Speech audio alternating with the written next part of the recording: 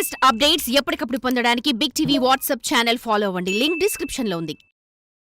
మంచు మోహన్ బాబు ఫ్యామిలీలో గొడవలు ఇప్పుడు ఇండస్ట్రీలో హాట్ టాపిక్ గా మారిపోయాయి. చిన్న కొడుకు మనోజ్ తనపై దాడి చేశాడని మోహన్ బాబు పోలీసులకు ఫిర్యాదు చేశాడు. తండ్రి మోహన్ బాబే తనపై అటాక్ చేయించాడని మనోజ్ పోలీసులకు ఫిర్యాదు చేశాడు. అసలు ఈ గొడవ ఎక్కడ మొదలైంది? గతంలో సినీ ఇండస్ట్రీలో ఇలాంటి సంఘటనలు జరిగాయా? అసలు మోహన్ బాబు ఆస్తుల విలువ ఎంత? మంచు భక్తవత్సలం నాయుడు మోహన్ బాబుగా ఎలా మారిపోయారు? ఈ విషయాలన్నీ మీకు తెలియాలంటే ఈ వీడియోను చివరి వరకు పూర్తిగా చూడండి. అయితే మంచు ఫ్యామిలీ కంటే ముందే టాలీవుడ్లో ఆస్తి తగాదాలు ఉన్నాయా అంటే ఖచ్చితంగా ఉన్నాయని చెప్పుకోవచ్చు.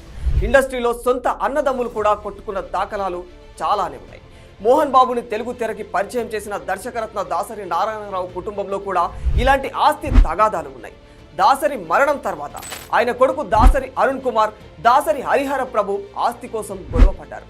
దాసరి అరుణ్ అన్న ప్రభు ఇంటికి గోడ దూకి వెళ్లి గొడవ చేయడం, అన్నాదమ్ములు ఇద్దరు ఒకరిపై ఒకరు పోలీసులకు ఫిర్యాదు చేయడం లాంటి విషయాలు అప్పట్లో సంచలనం క్రియేట్ చేశాయి. నందమూరి ఫ్యామిలీలో ఇలాంటి ఆస్తి గొడవలు లేవు. కానీ సీనియర్ ఎన్టీఆర్ రెండవ భార్య లక్ష్మీ పార్వతికి నందమూరి ఫ్యామిలీకి మధ్య ఓ ఇంటి విషయంలో గొడవలు జరిగాయి.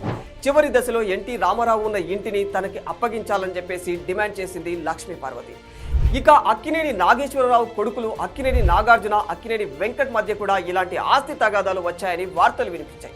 అయితే ఈ విషయంపై ఈ ఇద్దరు ఎప్పుడూ మీడియాకి ఎక్కి రచ్చ చేసింది లేదు. ఇకపోతే మోహన్ బాబు తిరుపతి సమీపంలోని ఏర్పేడు దగ్గర ఉన్న మోదుగుపాలెంలో జన్మించాడు. ఏర్పేడు నుంచి 8 కిలోమీటర్ల దూరంలో ఉన్న మోదుగులపాలెం గ్రామానికి బస్సు మార్గం కూడా ఉండేది కాదు. మోహన్ బాబు తల్లి లక్ష్మమ్మ, తండ్రి మంచు నారాయణ స్వామి నాయుడు. ఈయన బడి పంతులుగా పనిచేసేవారు. వీరికి 5 మంది సంతానం. అయితే నారాయణ స్వామికి వారసత్వంలో 3 ఎకరాల పొలం వచ్చింది. పెద్ద అయ్యాక 3 ఎకరాల పొలంలో వ్యవసాయం చేసుకోమని కొడుకు భక్తవత్సలం నాయుడికి చెప్పేవాడు నారాయణ స్వామి. కానీ ఈయన మాత్రం పెద్దయ్యాక ఓ ప్రైవేటు కళాశాలలో పీఈటీగా కెరియర్ మొదలుపెట్టాడు. ఒకసారి భక్తవత్సల నాయుడిని చూసిన దర్శకరత్నం దాసరి నారాయణరావు సినిమాల్లోకి తీసుకువచ్చి నటుడిగా మార్చారు మోహన్ బాబుని. అంతేకాకుండా భక్తవత్సలం నాయుడికి మోహన్ బాబుగా నామకరణం కూడా చేసింది ఆయనే.